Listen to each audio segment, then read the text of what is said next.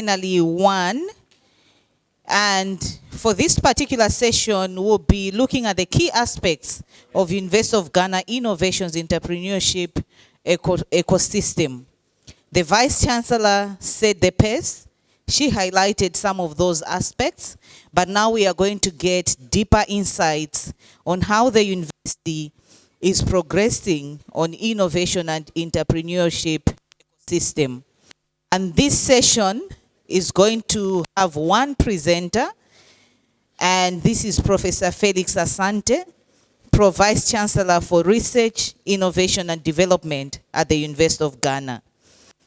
And the objective of this session is to provide an overview of important aspects of University of Ghana Innovation Entrepreneurial ecosystem for the benefit of all of us who have been invited here. And we hope we'll have more engagement after the presentation to ask questions and also learn from each other. So I would like to introduce our speaker. Professor Felix Asante is a Vice Chancellor of Research, Innovation and Development at the University of Ghana.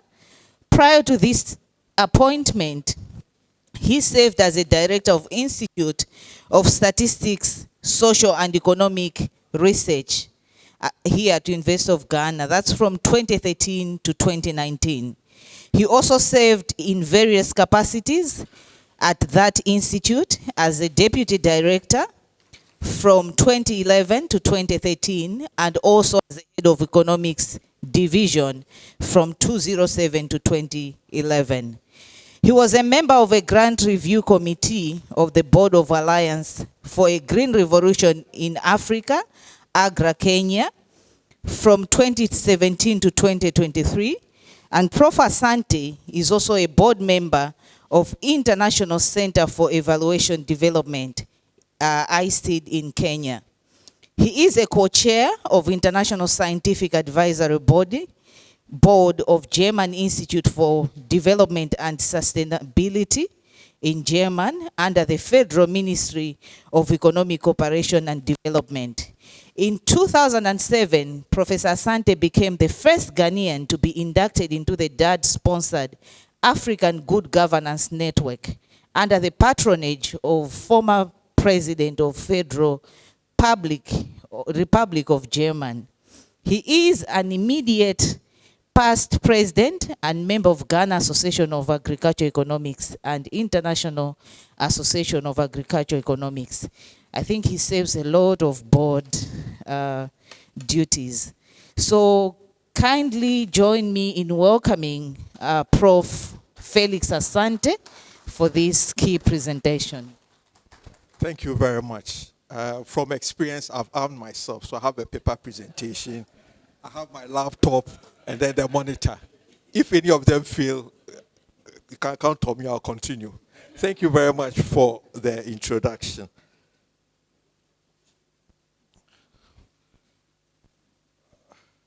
Okay, so I will be presenting the key aspects of the University of Ghana Innovation Entrepreneurial ecosystem. My presentation will have the following outline. I'll give an overview of the University of Ghana. The Vice Chancellor has said quite a lot. I'll touch on one or two things. Then define the ecosystem as is applicable to University of Ghana. Then the ecosystem formation, we'll look at the key milestones, the key features of the ecosystem, touch on the impact and some few success stories, going a little deeper into what the Vice Chancellor said, and then conclusion. So the vision and mission of the university is very clear. What I want to bring to your attention is the number of students that we have, the faculty. So on a typical day, we have about 83,000 people working on campus here, faculty, students, international students, amongst others. And this is what the entrepreneurial and innovation ecosystem wants to tap into. The 5 priority areas of the university has been mentioned by the Vice Chancellor, And here, our innovation, entrepreneurial innovation ecosystem cuts across all these 5 areas. I mean, mainly driven by research that moves into the entrepreneurial and entrepreneurial and innovation ecosystem. Now, defining our ecosystem. The University of Ghana Innovation Entrepreneurship ecosystem is a network of human resources, programs, and infrastructure driven by the university's mission and vision, and fueled by the determination to help its constituents innovate and launch viable businesses. This ecosystem aids innovators and entrepreneurs throughout the entire process, from research and concept development to business initiation and growth. Later, I'll show you examples of some of the startups that we've worked through with them. Additionally, the UG ecosystem promotes diversity and inclusivity, ensuring that no person with a desire to innovate or create is left behind.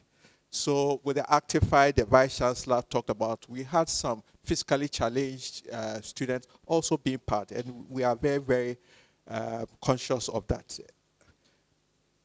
The UG ecosystem also contributes to the national innovation entrepreneurship landscape by providing talent, research outputs ready for commercialization, and market-ready innovations.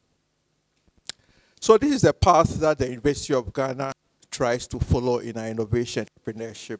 So the first is ideation, and then we move on to research and development. And the research and development, we have a research strategy, so we tap into that.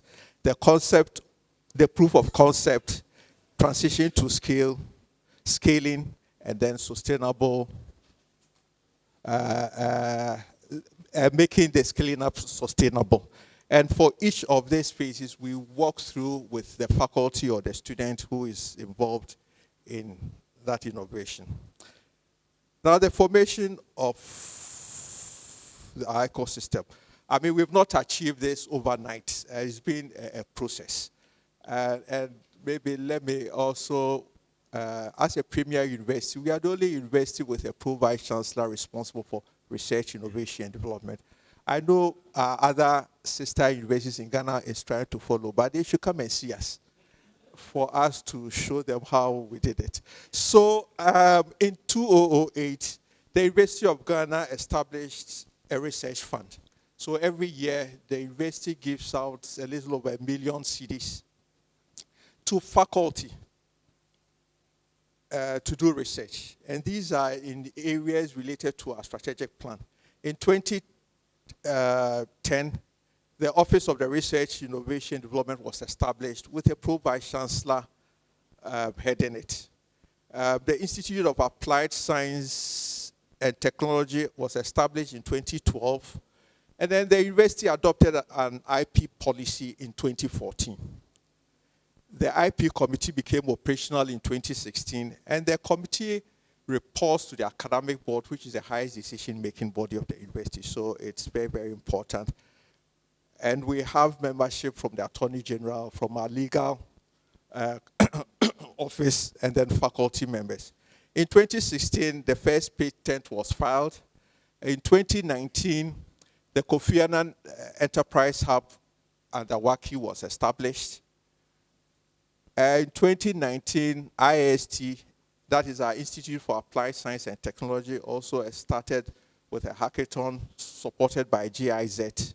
In 2020, industry engagement strategy was formulated, so we have a document on industry engagement. In 2020, again, there was a soft launch of a maker space, and this was to increase awareness about innovation and creativity. This was a virtual one, but currently we are in the process of almost established a physical one. In 2022, the Student Ventureship Support Program was established. In 2023, the Business School Innovation Hub was also established. In 2024, the Innovation Fund was also established, and here the idea is to raise funds to support all innovation activities of the university. In 2024, we had a maiden founder exchange program between the University of Ghana and Imperial College, and since 2024, we've been having this program, to the extent that last year we took students to Imperial College to pitch, and then Imperial College founders also followed up. They came to Ghana late last year to also pitch some of the ideas and also establish contacts.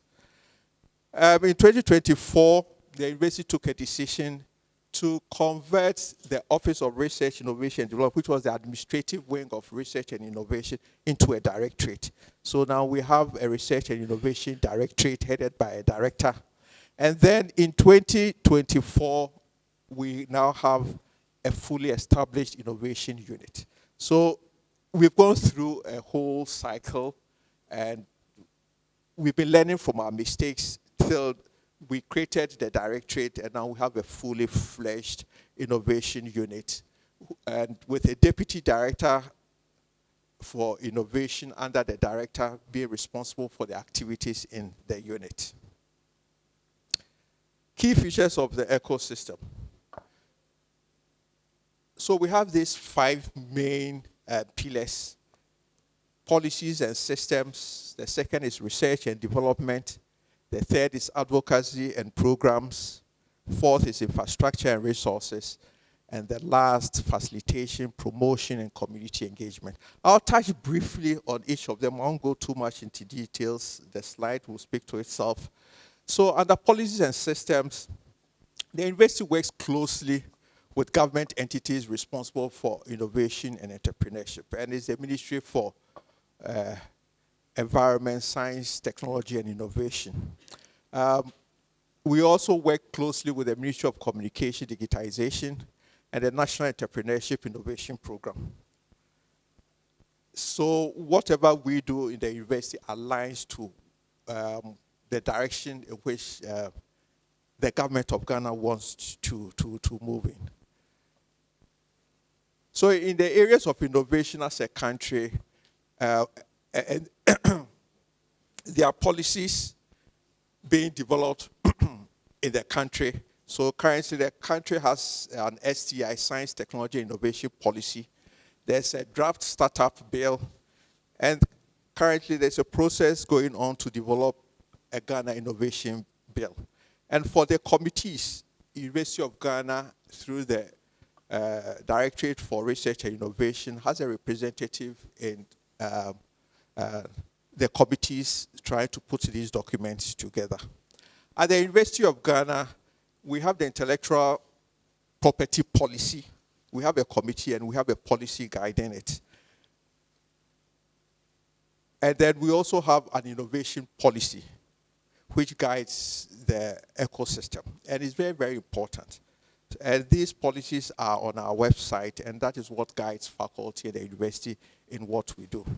In addition, the Office of the Legal Counsel and the office responsible for technology transfer, commercialization, and intellectual property supports our ecosystem by providing legal advice and also direction. Currently, the university has template agreements, MOUs, and guidelines to foster collaboration and partnership. And this is a very key enabler for our ecosystem. So you just need to tell us that you want to partner with that, and then we have a template and we start working with you. So under our innovation policy, we have these 5 key pillars, and these are drawn from our research strategy. So we have the governance and support system. Second, we have fostering partnership and stakeholder engagement.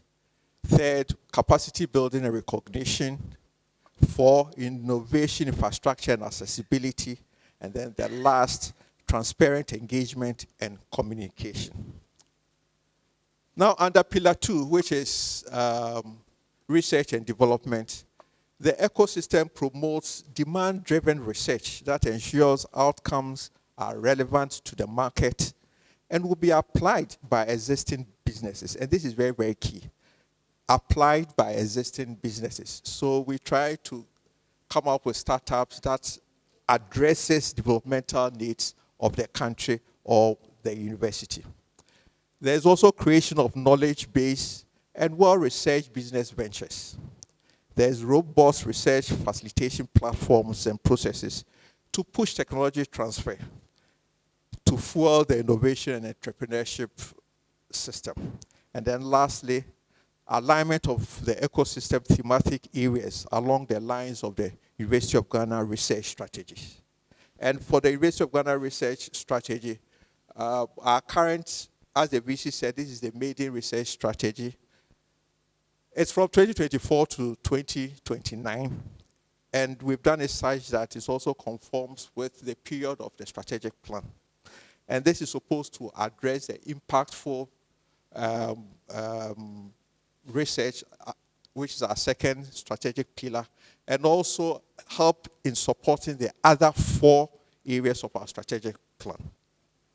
So our strategy identifies 7 priority areas. Amongst them includes infectious and non-communicable diseases, food production and processing, climate change adaptation, development policy, and the area of the 4th industrial revolution tools, where we look at artificial intelligence, machine learning, amongst others.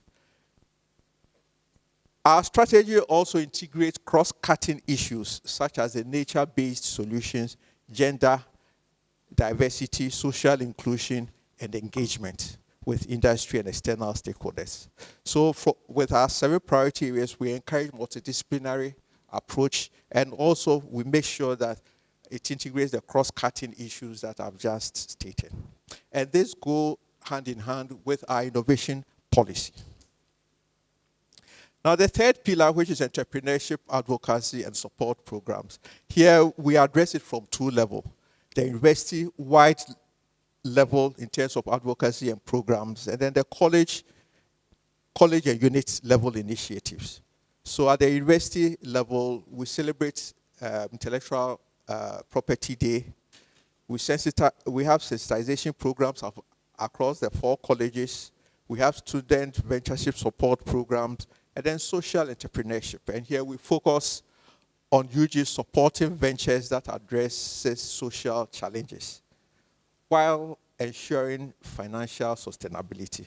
And at the college level or unit level, we also have the Entrepreneurship Training and Incubation Hub, which is being supported by WACI. And then we have the Biotech Innovation and Entrepreneurship Program, which WACI is pioneering. We have the University of Ghana Business Incubation Hub, which is being supported by the Business School. We have a Food Processing Incubation Hub, which is at the Crop Science Department. And the idea is to get units to have specialized incubation hub. And then at the central level, we will try and coordinate. In the area of infrastructure and resources, yes, we have research laboratories, and thanks to the Centers of Excellence, at least we have 3 specialized laboratories from the Centers of Excellence. The various colleges also have their laboratories that they use in teaching. We have training spaces. We have the University of Ghana Business School Innovation Incubation Hub. We have the Kofi Annan Hub for Agriculture Innovation. We have Maker Space with tools and equipment. As the VC mentioned, we have 3 agricultural research centers. One doing research on livestock and poultry, the other on forests, and then the third is on soils and soils-related activities. We have hotspot zones and access to digital tools through the one student, one laptop initiative that the VC talked about. And we are hoping that the students will use this and also encourage them to innovate. We are almost completing an art studio. The issue of the art studio came in mind because there were some artists who approached me and were so passionate about it. We have students in the business school, one doing linguistics and Chinese, and in other disciplines. So we are setting up a small art studio to encourage them in what they like doing best. We have high-speed internet, which is important. And then we have technical units of the university that supports the whole ecosystem. And so we have the Public Affairs Directorate that supports with media and communication. We have the Office of the Legal Counsel. We have a radio station. And then the various offices of the provost also support and gives access to staff and students on what ideas that they want to implement. Now, the fifth and the last is the facilitation, promotion, and community engagement. And here, international collaboration is key. Yes, we talk about international collaboration, but we are happy to collaborate with any, whether universities within the country or outside. And we have quite some institutions, and it was through that collaboration that we managed to send some of our startups to Imperial College to pitch. Okay, so we encourage collaboration as long as we think alike and the idea that we have will solve a developmental issue in the country. We also promote networking opportunities, and at any opportunity that the university tries to sell itself, we also try to exhibit what we do. We have student and alumni engagement. We have diversity and inclusivity, sustainability focus. And for me, the sustainability focus is very, very key. I'm very, very passionate and concerned why startups fail. And at University of Ghana, the few startups that we have, we try to work with them and help them to be well established. And then the last and important, the public-private partnership. And that is where you get a funding. That is where you identify the needs of industry, the needs of government, to help us come up with status that will help address those issues. Now, let me look at the impact, which I'll talk about some success stories. So, our rankings in Sub-Sahara has improved, and certainly the improved rankings is also through the student engagement that the university is passionate about, and which is also found in our strategic plan. There's buy-in from the university management, and that is very, very, very, very important. There's also buy-in from industry, and we try to also unearth students' ideas. Currently, we have over 100 student teams. And here, when we talk about student teams, as a model, we insist of a team of no more than 4. The team should be gender balanced. The team should have different disciplines. So we don't encourage friends in business school or friends in humanities coming together to tell us that they formed a team. So we encourage that the team should have somebody in engineering, somebody in the business, somebody in the applied science, and at least there should be a female. Even though currently we have quite a lot of teams that are being driven by female. And the other way around, you have one male in it. Yes. We have, so the 100 student teams, on the average, they have 4 in a team. The business development training, we've provided over 800 students have benefited from the venture support programs. And then we have ventures developed. We have over 50 student ventures formally established. And my office, through the Directorate for Research and Innovation, is following them. And what we do is, once they go through the pitching, and we especially target the first 4. Once they go through the pitching process, we get the winners. The next thing that we try to do is help them test the prototype that they've developed. I mean, we notice that when they go out into the business community, they ask them, have you tested your prototype? So we create the environment using the units on campus to test the environment. And I'll give examples of units that we've helped them to test and what is happening currently. So let me talk about success stories. VC mentioned some, but I'll also give a general overview and then some examples. So we currently have 85 teams involving 303 students. We have 10 master classes on business development. We have pitch competitions, mentorship, piloting, industry immersion, and then founder exchange program. I always tell my colleagues at uh, KNUST, last year we had a pitch competition where we had students from KNUST, University of Ghana, and then Cape Coast. This year, we are going to add University for Development Studies so that we have 4 universities pitching. And I tell my colleagues in the other universities, I'm waiting for the day where we'll have a team addressing developmental need, where one person is from University of Ghana, one is from KNUST, one is from Cape Coast, and one is from US.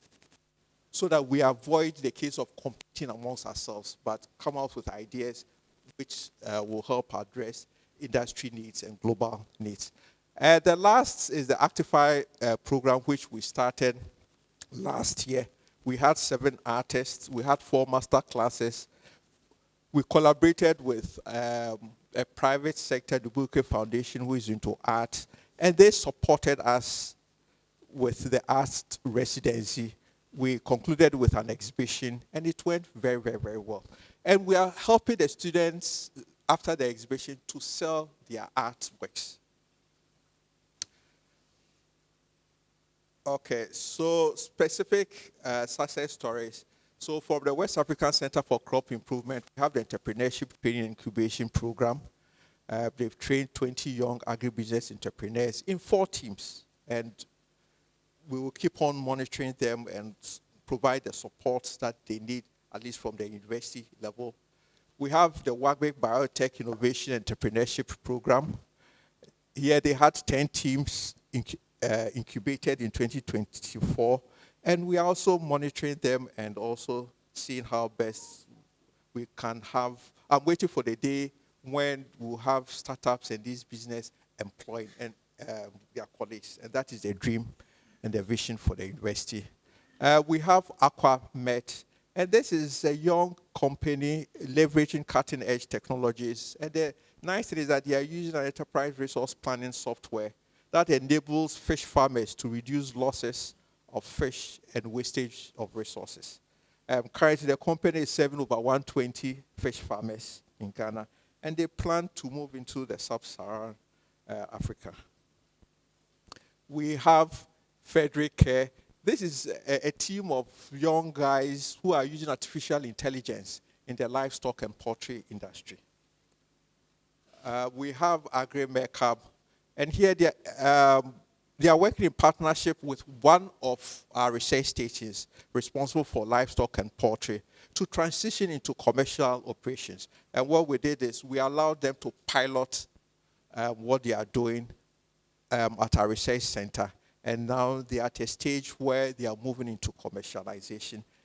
And the university is partnering with them to move in that direction. And these are some of the products from what they are doing. We have Philankra Comtech Limited. This is a security startup.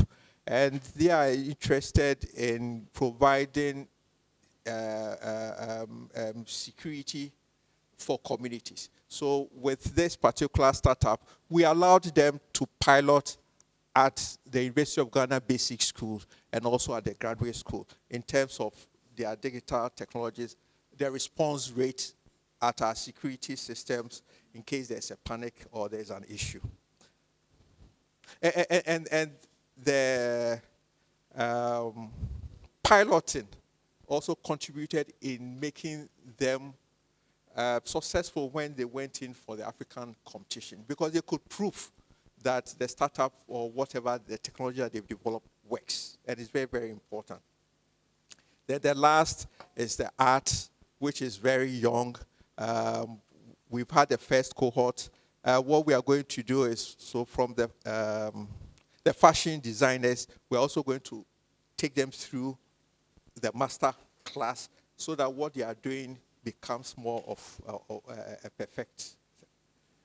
In conclusion, for the past 4 years, have marked a significant shift and strengthening of UG's innovation entrepreneurial ecosystem with a strong focus on multidisciplinary teamwork.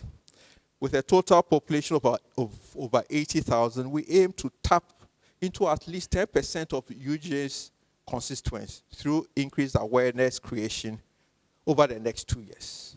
And lastly, collaboration and partnership are essential for fostering sustainable innovation and driving entrepreneurship development. And the Directorate for Research and Innovation is committed to working with faculty and staff to drive this. Thank you for your attention.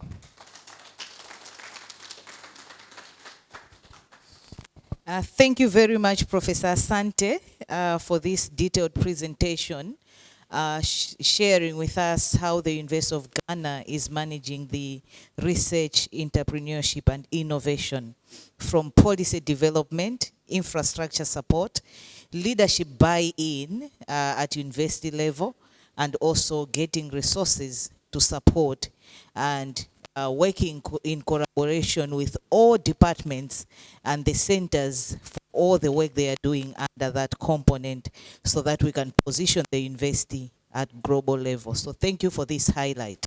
So I think we would like to quickly open the floor for questions, insights.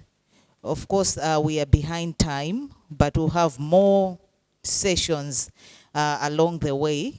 We have even a learning visit to go to the TOT center to see some of the things that Prof has highlighted.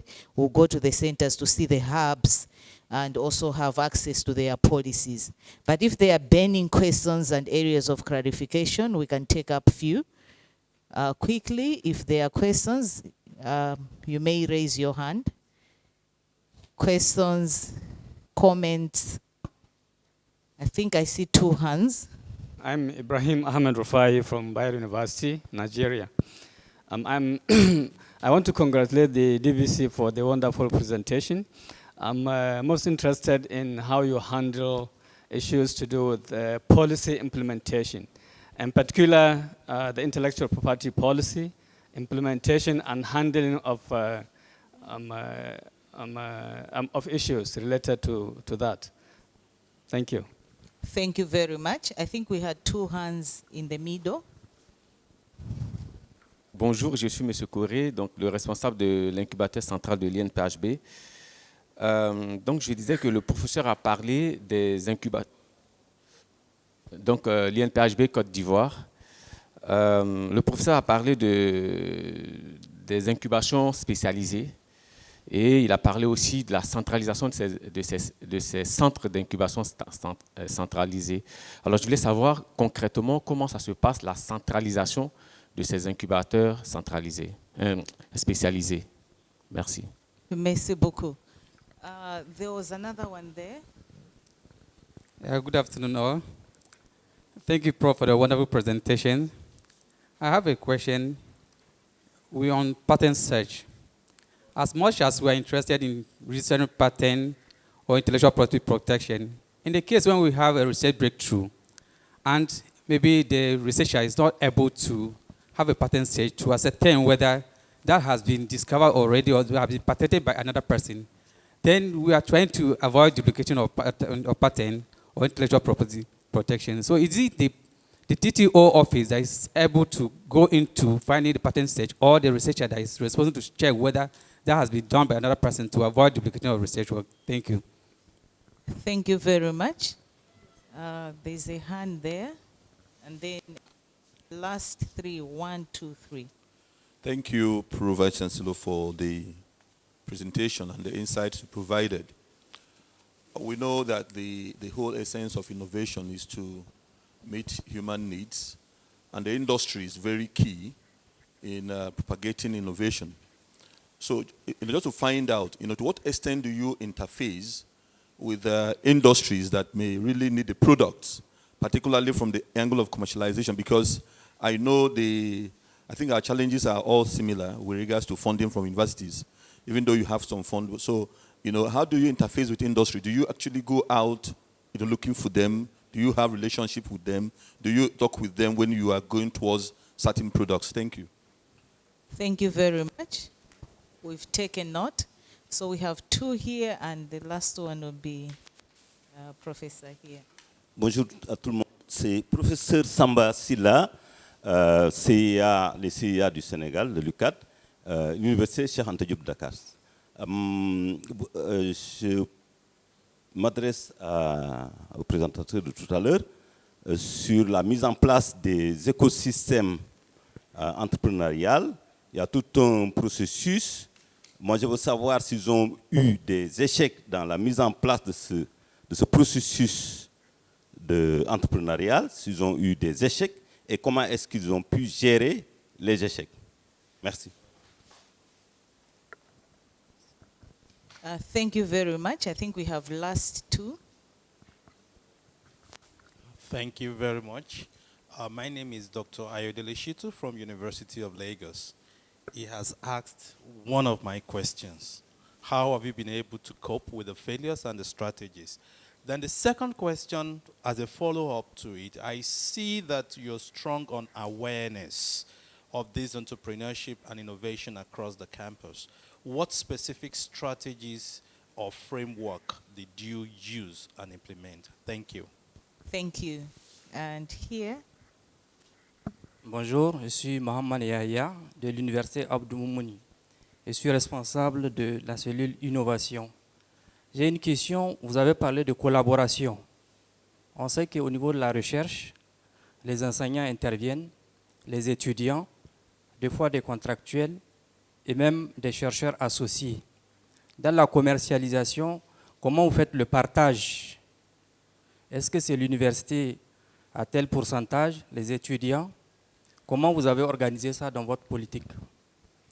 Donc, deuxièmement, au niveau de la propriété intellectuelle. Donc, j'ai deux questions. Avant la vulgarisation, est-ce que vous avez une étape pour regarder si l'innovation est le brevetable ou pas? Merci beaucoup. Merci beaucoup. So I would like to pass over the floor to Prof. Asante to respond to all the questions. He has taken note of all of them. And thank you very much. So I'll lump all the IP-related policy issues together. So in terms of policy implementation, and then what we do at the University of Ghana is once a policy comes out, which usually we do through consultation, we disseminate it widely. So it comes on our website, and then my team through the Directorate for Research and Innovation engages the colleges. We have occasional webinars for various schools, and we take the opportunity to talk about current policies of the universities and how they can navigate around it. For IP issues, if you are a faculty or a staff or student and you tell us that you've done something innovative, the first thing is there's a form. You pick a form from our technology transfer office. You fill it, and then the Intellectual Property Committee, and I said earlier, is one of the committees that reports to Academic Board, which is the highest decision making. And we have somebody from the Registrar General, Attorney General, legal and staff on it. So they go through this, and then they call you for interaction. When they are convinced that what you've done is innovative, the university pays for it and submits it for review. The university submits it on your behalf. Okay, because you see, as part of the intellectual property, the individual gets the credit, but they also ask the institution. And as a university, we've taken it upon ourselves that we will go and do the initial payment to do the search and find out whether what you did is innovative. At times it comes up that it is not innovative, so there is no intellectual property, but then the Registrar General recommends that it would be good to copyright it. Then we go through the process. Okay, so the university takes it upon itself to go through the process. But you have to fill a form, and then you go and defend it to the Intellectual Property Committee that what you've done is innovative. So I've talked about the steps in the intellectual property. Then IP office does the search. I've talked about that. And okay, so now let me look at the specialized incubation. Yes, you noticed that, so you go to School of Engineering, we have all the engineering schools, the engineering department there. You go to business school, they have all the business department. It's so difficult to just pull the 60, almost 70,000 students from different disciplines into one room. And that is why we encourage colleges and units to have a specialized incubation hub. So, for instance, what WorkBabe has, certainly it's from their pool of students. When they get to a certain stage, either they will ask and then we recommend social science or other discipline that is needed to support them. Okay? So usually when the idea comes, it comes from a unit. But as we start growing it, we encourage the teamwork. Okay? And that is where the specialized incubation becomes very, very, very relevant.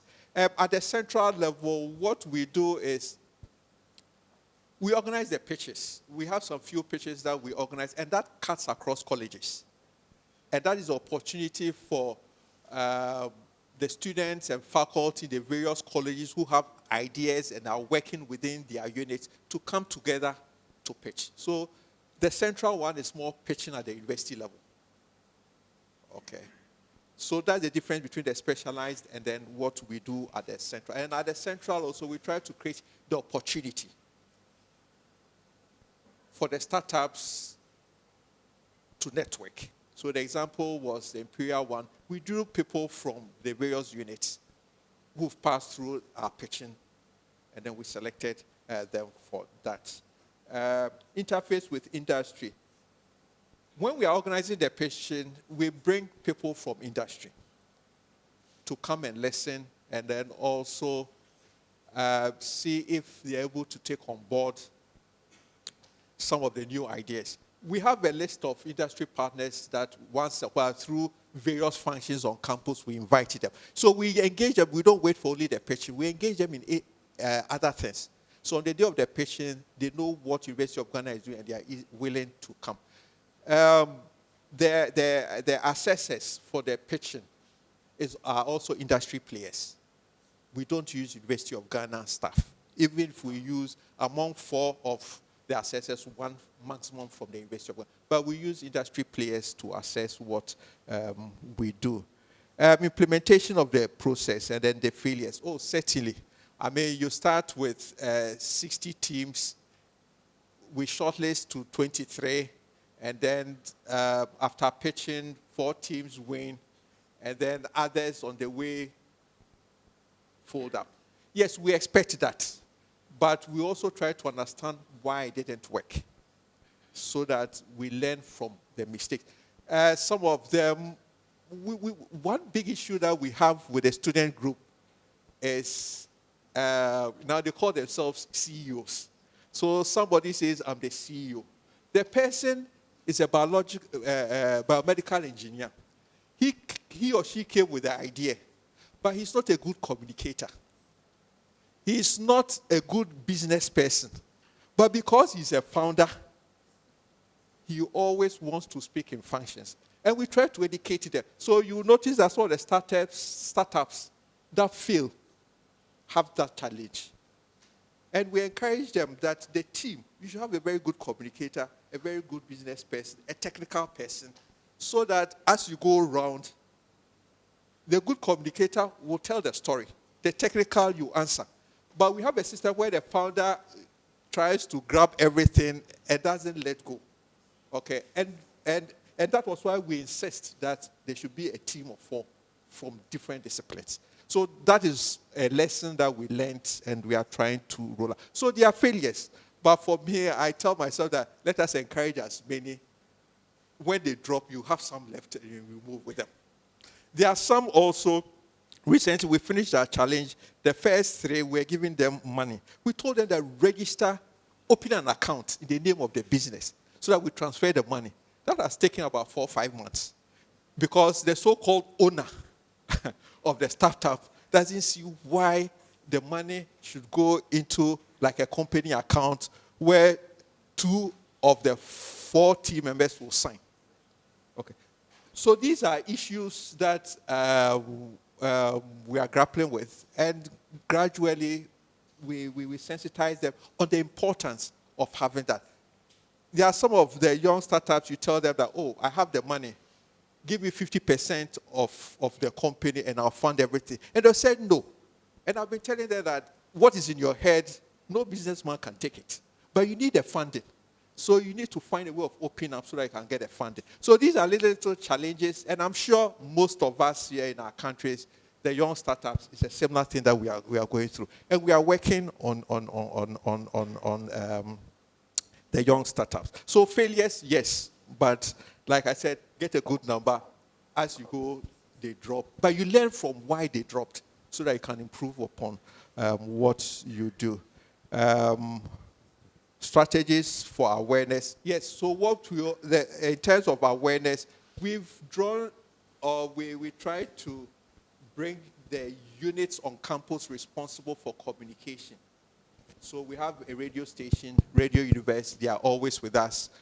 We have a Directorate for Public Affairs, they are always with us in whatever engagement that we do. And then the Office of Research, the Research Innovation Directorate has a Publication, Dissemination, and Translation Office. And they try to pull all the various communication units along in any program that we organize. Now with the commercialization, yes, we have a template for commercialization.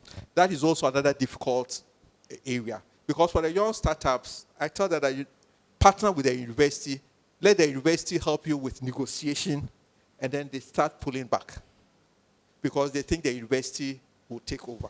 And I've been telling them that businesses will trust the university more than that your startup. Okay. So we have a commercialization template. Currently, we are flexible with the percentages. We have more of a discussion, and depending on what the startup wants to let go, we come out with the percentage. So, for instance, the one at the livestock and poultry research center, we gave them an area. They've constructed a small facility, and they are working with the center head. So currently, it's like a 50-50. They get technical advice from the faculty or from the center head, and then they also plan their own thing. We are now in discussion with them, now that they want to roll into commercialization, what the agreement will be.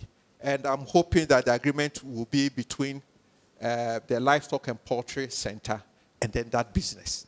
It won't, because that research center is also part of the university. So that is the type of model that we need to identify a unit in the university that will champion it. So with the commercialization, we are flexible with the percentages, depending on how the discussion goes. But that is also another difficult area for our young guys. They tend to hold on, and because of that, commercialization and technology transfer is also very, very slow. Thank you very much, Prof. Much, yeah. I think I've answered everything. Yes. Thank you very much, Prof. Asante. I think he has put into perspective for DLI 5.3. As you are aware, we have Module 1 up to Module 3, and he has talked about the institutional ecosystem, how to support, how to develop that TOT office.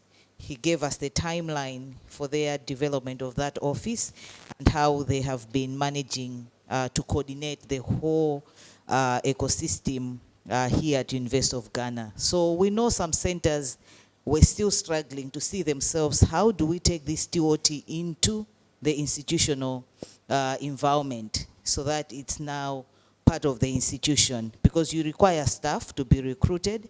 Are they paid by the university or are they paid by the center? So I think these are things we need to learn from University of Ghana. So we have another session coming up. This will be a 30 minutes session. And I would like to invite all the VCs who are here and their representatives or any representative of the VC to know, we will split. So we'll have everyone else here, but then the vice chancellors who were invited, they'll have a special session, a closed session with Prof. Nana Apio, Nanaba Apia. Apia Amfa. Thank you. So we will be moving to a separate room. Through that door, the ushers will guide us where the meeting is going to be. So Prof. Awandari, you lead Prof. Vice Chancellor to that meeting room, and all the Vice Chancellors. This is a special session, so we can discuss further on how we can support our institutions for innovation and entrepreneurship. So could we kindly move to the separate room? But all of us will remain here. There's another session coming up with Danica and Luis. That's plenary 2, and they'll be taking us into deeper insights for innovation and commercialization.